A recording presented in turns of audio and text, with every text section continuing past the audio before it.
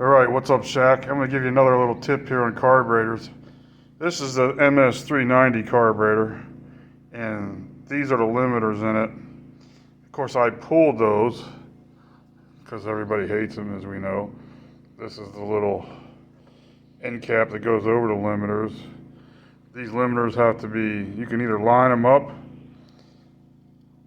You got a little lip on here. That has to be lined up. So your screwdriver end is right there. So you would line this up, this little slot, with the little slot on here, and then you can pull the limiters out with a screw. You can screw into the limiter,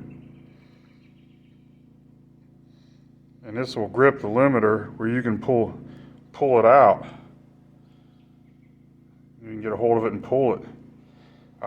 If you don't line up, you don't even have to necessarily line it up with these slots on here, and it'll just pull this whole thing out of here, and then you'll be open to the screws. But then this leaves you a new problem when you got the screws like this, is when you're trying to find these screws and you're trying to run your saw and tune it, those can be a pain in the butt to try to find and locate. So what you do is you put your limiters back in, but not until you remove this little lip on here. You can grind this little lip off and take it off, then install the limiter back on. The limiter will turn freely all the way around and won't limit you to adjusting it to a certain degree and then shut you down.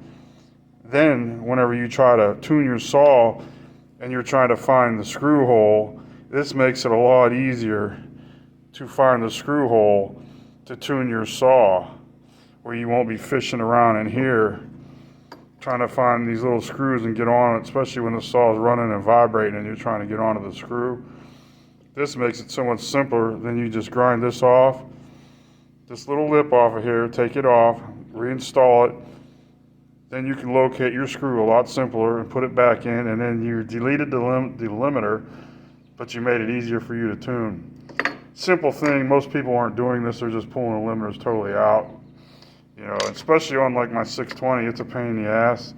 With no limiters in it at all, trying to locate the screws, it's a real pain in the ass. So I suggest just grinding these off, putting them back in. Makes it a lot simpler. Peace out.